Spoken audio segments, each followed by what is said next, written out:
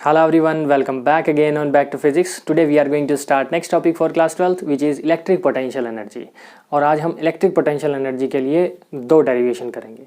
सबसे पहले हम फाइंड आउट करेंगे electric potential energy of 2 point charge system, फिर हम फाइंड आउट करेंगे electric potential energy of 3 point charge system.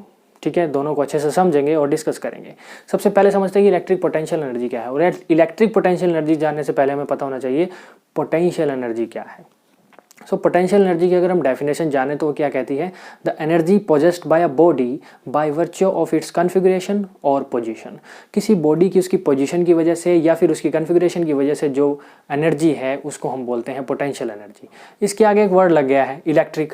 Electric means electrostatic से आया है, और इलेक्ट्रोस्टैटिक्स में हम चार्ज की बात करते हैं, चार्ज एट रेस्ट की बात करते हैं।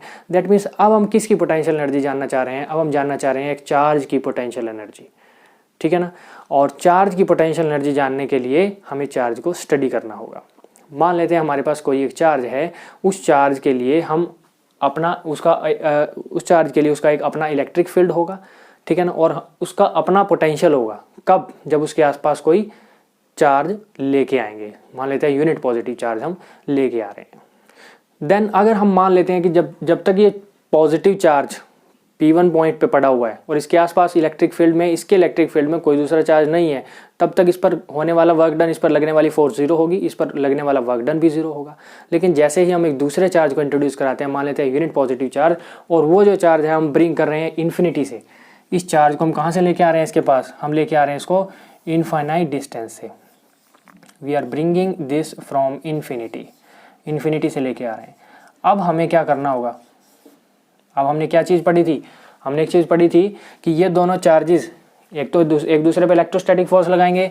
ये चार्ज के ऊपर इलेक्ट्रोस्टैटिक फोर्स लगेगी इस डायरेक्शन में, एफ इलेक्ट्रिक इस डायरेक्शन में। और हम क्या चाह रहे हैं, कि इन्फिनिटी से यहाँ तक तो आ जाए, लेकिन इस पर तो इलेक्ट्रोस्टैटिक फोर्स लगती रहेगी, वो तो इसको दूर पहुँचाने की कोशिश करेगा। सो हमें एक्सटर्नल फोर्स लगानी होगी जो कि एफ इलेक्ट्रिक के अपोजिट डायरेक्शन में होगी। दैट मीन्स कुछ इस डायरेक्शन में।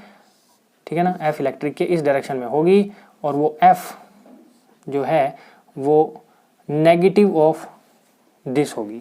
ठीक है ना, मैग्नीट्यूड उसका नेगेटिव होगा। सो इलेक्ट्रिक पोटेंशियल एनर्जी का मतलब क्या हुआ, the amount of work done, जो हमने वर्क डन किया वही है the amount of work done to assemble the charges or to bring a unit charge from infinite to a finite distance. The amount of work done to bring a unit positive charge from infinity to a finite point is stored as its potential energy in the body.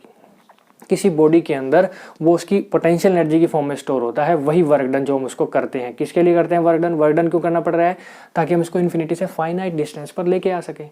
So we will calculate now electric potential energy for 2 point charge system. 2 point charge system के लिए electric potential energy को calculate करते हैं। जब तक point P पड़ा हुआ है, when there is only point P1 पे जब तक Q1 चार्ज पड़ा हुआ है, 4 पॉइंट चार्ज कह सकते हैं आप, 4 Q1 चार्ज जो कि पॉइंट P1 पे पड़ा हुआ है, Q1 चार्ज, वर्क डन कितना रहेगा, मान लेते हैं W1 है। Work done W1 is 0। क्यों होगा 0? जब तक इसके फील्ड में कोई दूसरा चार्ज नहीं है तब तक इस पर कोई फोर्स नहीं लगेगी, कोई फोर्स नहीं लगेगा तो वर्क डन नहीं होगा। ठीक है ना, दैट मीन्स वर्क डन 0 होगा। जब हम ब्रिंग करते हैं एक यूनिट पॉजिटिव चार्ज को जो कि Q2 है इन्फिनिटी से फाइनाइट पॉइंट पर, और उससे पहले बात करते हैं कि जब हम इसको ब्रिंग कर रहे हैं तो उससे पहले इस पॉइंट P1 पे जो चार्ज Q1 है उसकी वजह से इस पॉइंट P2 पर कुछ ना कुछ पोटेंशियल होगा, इलेक्ट्रिक पोटेंशियल होगा। That means electric potential V1 P1 के लिए, electric potential V1 for P1, और ये कह सकते हैं आप for Q1 due to Q1 at Q2 charge पर जो पोटेंशियल होगा Q1 की वजह से वो V1 होगा, और V1 कितना होगा, V1 की वैल्यू होगी 1/4 pi epsilon not into charge किसके लिए है, Q1 के लिए है, अपॉन R12। इतनी बात क्लियर। ये पोटेंशियल होगा, ठीक है ना। वर्क डन 0 होगा और पोटेंशियल इतना होगा। अब हम बात करते हैं Q2 चार्ज की। Q2 चार्ज के लिए वर्क डन कितना होगा और साथ ही साथ पोटेंशियल कितना होगा, ठीक है। वी हैव टू, अभी तक तो हमें वर्क नहीं करना पड़ा, अभी तक तो वर्क 0 था। अब हम क्या कर रहे हैं, हम इस चार्ज Q2 को इन्फिनिटी से फाइनाइट पॉइंट पर लेके आ रहे हैं। That means external work has to be done, ठीक है ना। दैट मीन्स एक्सटर्नल वर्क जो होगा वो कितना होना चाहिए, एक्सटर्नल वर्क W2 मान लेते हैं, जो कि हम किसके लिए कर रहे हैं, to bring Q2 from infinity. External work कितना होगा जब हम Q2 को इन्फिनिटी से लेकर आ रहे हैं, that will be W2, work done W2 होगा। अब वर्क डन का फॉर्मूला कैसे पता किया जाए, पोटेंशियल से निकल जाएगा। पोटेंशियल होता क्या है, potential V is equal to W/Q होता है, work done per unit charge. इसी से हम जान सकते हैं कि वर्क डन कितना होगा, work done W is equal to V into Q, that means potential into charge. तो यही हम वहाँ अप्लाई करेंगे। W2 कितना हो जाएगा, potential, electric potential due to charge Q1 की वजह से, दैट मीन्स V1 है, और इनटू में आ जाएगा हमारे पास चार्ज। चार्ज किसके लिए कैलकुलेट कर रहे हैं, Q2 के लिए, दैट मीन्स यहाँ पे आ जाएगा Q2, ठीक है। अब हम पोटेंशियल जानते हैं पहले से, पोटेंशियल हमने कैलकुलेट कर लिया कितना है इस पॉइंट पर। V1 आया है 1/4 pi epsilon naught into Q1/R12। R12 is the distance between these two charges, और इनटू में है Q2। So this will be the work done. और यही वर्क डन किस फॉर्म में स्टोर हो जाएगा, this work done will be stored in this charge Q2 as its potential energy. यही इसकी पोटेंशियल एनर्जी की फॉर्म में स्टोर हो जाएगा।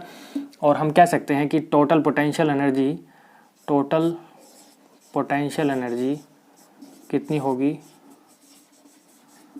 टोटल पोटेंशियल एनर्जी जिसको हम U से रिप्रेजेंट करेंगे, ठीक है ना, U of the body will be U is equal to W1 plus W2, जो दोनों वर्क हमने करने पड़े हैं। W1 तो पहले ही 0 है, प्लस W2 हमारे पास आया है 1/4 pi epsilon not Q1 Q2 upon R12। That means U की जो वैल्यू है पोटेंशियल एनर्जी आ जाएगी 1/4 pi epsilon naught into Q1 Q2 upon R12, या तो ये कह लो, या फिर यहाँ पर इसको हम U 1/4 पाई एप्सिलॉन नॉट को K भी रख सकते हैं, K Q1 Q2 upon R12। जो आपको इजी लगे वो भी आप लिख सकते हैं, ये भी लिख सकते हैं, ये भी लिख सकते हैं, दोनों सेम है, ठीक है। So this is the electric potential energy for a 2 point charge system. इसके बाद हम डिस्कस करते हैं electric potential energy for a 3 point charge system. 3 point charge system के लिए हम इसको कंसिडर करेंगे। 2 के लिए हम इसको कैलकुलेट कर चुके हैं, तीसरे चार्ज के लिए हम इसको मान लेंगे। तीसरा चार्ज हम यहाँ पे लेके आएंगे इन्फिनिटी से फाइनाइट डिस्टेंस तक, इन्फिनिटी से ही लेके आएंगे उसको भी, लेकिन उसको, ये Q1 था, ये Q2 था, वो Q3 हो जाएगा, और उसको हम इन्फिनिटी से फाइनाइट डिस्टेंस तक लेके आएंगे। इसके इक्वेटोरियल पर हम कोई पॉइंट कंसिडर कर लेंगे। Our next topic is we are going to calculate electric potential energy for a 3 point charge system. 3 point charge system के लिए हम इसको कैलकुलेट करेंगे इलेक्ट्रिक पोटेंशियल एनर्जी को। So we have consider here 3 point charges. एक point P1 पे है, एक चार्ज P1 पे है, एक चार्ज P2 पे है और एक चार्ज P3 पे है, Q1 Q2 and Q3। And जो उनके डिस्टेंसेस हैं उनका P1 और P2 के बीच का है R12, 1 और 3 के बीच का है R13, और 2 और 3 के बीच का है R23। अब हम क्या कर रहे हैं कि हमें इन्फिनिटी से एक पॉइंट को लेके आना पड़ेगा। अब 2 पॉइंट के लिए तो हम कैलकुलेट कर चुके हैं पहले ही, तो तीसरा पॉइंट हमने लिया है इसके इक्वेटोरियल में, और वो P3 पर लिया है। अब मान लेते हैं कि जो हमारा P3 चार्ज है उसको हम ब्रिंग करा रहे हैं, कहाँ से, इन्फिनिटी से। इन्फिनिटी पे पड़ा हुआ था और हमें इसको लेके आना है यहाँ तक, तो हमें एक्सटर्नल वर्क करना पड़ेगा। We have to apply external work against the electrostatic force due to P1 and due to P2, that means due to positive plus Q1 and due to positive plus Q2। इसलिए हमने consider किया है, now we bring Q3 from infinity to P3, infinity से उसको P3 तक लेके आएंगे। So work has to be done against forces exerted by Q1 and Q2। हमें वर्क करना पड़ेगा, एक्सटर्नल वर्क करना पड़ेगा, जो कि किसके अगेंस्ट होगा, Q1 और Q2 के अगेंस्ट। और इसमें एक नोट हमने लिखा है, 2 पॉइंट चार्जेस के लिए हम कैलकुलेट कर चुके हैं कि W1 वर्क डन जो है वो 0 होता है, और W2 ये भी हम कैलकुलेट कर चुके हैं, this is 1/4 pi epsilon naught, और you can say K Q1 Q2 upon R12। इतनी वैल्यूज हम कैलकुलेट कर चुके हैं। अब निकालते हैं W3, that means work done to bring Q3 charge at point P3। ठीक है ना, W3 कितना हो जाएगा, this will be work done, और V इज इक्वल टू कितना होता है, V is equal to W upon Q होता है। इसको हमेशा याद रखें, इसी फॉर्मूले का हम यूज़ करते हैं। V is equal to W upon Q होता है, और इसी से हम W निकाल लेंगे। W is equal to potential into charge, ठीक है ना, that means potential due to potential किसकी वजह से, Q3 पे किसकी वजह से पोटेंशियल होगा, Q1 की वजह से और Q2 की वजह से। Potential due to Q1 and Q2 into charge. Charge कौन सा, Q3 को ब्रिंग कर रहे हैं तो Q3 आ जाएगा, वो Q2 है, ये चार्ज आ जाएगा Q3। 1 और 2 की वजह से पोटेंशियल लगेगा 3 पर, और इनटू में चार्ज है हमारा। W इज इक्वल टू कितना हो जाता है, V इंटू Q तो होता है। इसी को हमने अप्लाई किया है, बड़ा सिंपल सा प्रोसेस है, ठीक है ना। अब हम पोटेंशियल कैलकुलेट करते हैं। पोटेंशियल कितना आता है, पोटेंशियल ड्यू टू Q1 देखिए जरा कितना होगा। पोटेंशियल ड्यू टू Q1 होगा 1/4 pi epsilon naught into Q1 की वजह से होगा Q1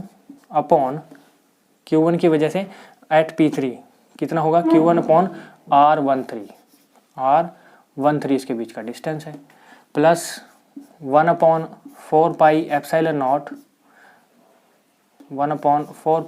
नॉट इंटू Q2 पे कितना होगा, Q2 की वजह से होगा एट पॉइंट P3 कितना पोटेंशियल होगा, Q2 अपॉन डिस्टेंस है उनके बीच का R23, और इनटू में पड़ा हुआ हमारे पास, इसको ब्रैकेट में ले लेंगे हम, ठीक है ना, इसको हमने ब्रैकेट में ले लिया है क्योंकि दोनों को हमने ऐड करना है। इनटू में पड़ा हुआ हमारे पास Q3, ठीक है, इतना क्लियर है। अब इसमें से 1/4 पाई एप्सिलॉन नॉट कॉमन आ सकता है, yes 1/4 pi epsilon naught common आ गया है। अंदर देखिए जरा, इसको मल्टीप्लाई करेंगे Q3 को अंदर, 1/4 पाई एप्सिलॉन नॉट कॉमन आ गया है, तो अंदर बचेगा Q1 Q3 upon R13 plus 1/4 pi epsilon naught common चला गया है, Q2 अपॉन R23, और साथ ही साथ उधर से Q3 अंदर मल्टीप्लाई हो जाएगा, ठीक है ना। This will be the work done, W3 ये आया work done to bring unit positive charge from infinity to P3, finite point पे हम उसको लेके आए हैं। अब हम कैलकुलेट करते हैं total potential energy. Total potential energy कितनी होगी, total potential energy that means U will be equal to, तीनों वर्क डन को ऐड कर देंगे। सबसे पहले 1 पॉइंट के लिए जो हमने लिया था W1, 2 पॉइंट के लिए आया था W2, और 3 पॉइंट के लिए आया W3। 3 पॉइंट चार्जेस के लिए टोटल सिस्टम की बात कर रहे हैं, 2 और 3 दोनों की। W1 आया था 0, W2 आया हमारे पास ये value 1/4 pi epsilon naught into Q1 Q2 upon R12, और W3 आया हमारे पास ये, that means 1/4 pi epsilon naught into Q1 Q3 upon R13 plus Q2 Q3 upon R23, ठीक है, ये वैल्यूज़ बनी। और अगर हम इसमें ये 0 हटा दें तो वैल्यू बनेगी सिर्फ इतनी, और यू कैन से कि हमारे पास जो टोटल पोटेंशियल एनर्जी है वो आएगी कुछ इतनी, ठीक है। अब हम इसमें से कॉमन क्या ले सकते हैं, और भी देखिए कॉमन आ सकता है इसमें से, U will be equal to 1/4 pi epsilon naught, common ले लो इसमें से 1/4 पाई एप्सिलॉन नॉट, दोनों में से कॉमन आ गया। इसमें बचेगा सिर्फ Q1 Q2 upon R12 plus उसमें बचेगा Q1 Q3 upon R13 plus Q2 Q3 upon R23, इसको जनरलाइज कर लें या फिर समेशन फॉर्म में लिख लें। That means U is equal to 1/4πε0 तो कांस्टेंट है जो कि डाइलेक्ट्रिक कांस्टेंट होता है। समेशन ले लेंगे ऑल पार्ट्स के लिए, all parts, summation all part जो भी तीनों पार्ट हैं इसके, और समेशन में क्या आएगा अंदर QI QJ upon RIJ। So this is electric potential energy for 3 point charge system. 3 point charge system के लिए ये इलेक्ट्रिक पोटेंशियल एनर्जी का फॉर्मूला है। ठीक है, आई होप ये आपको समझ में आया होगा अच्छे से और इसमें कुछ मुश्किल नहीं है। ओके।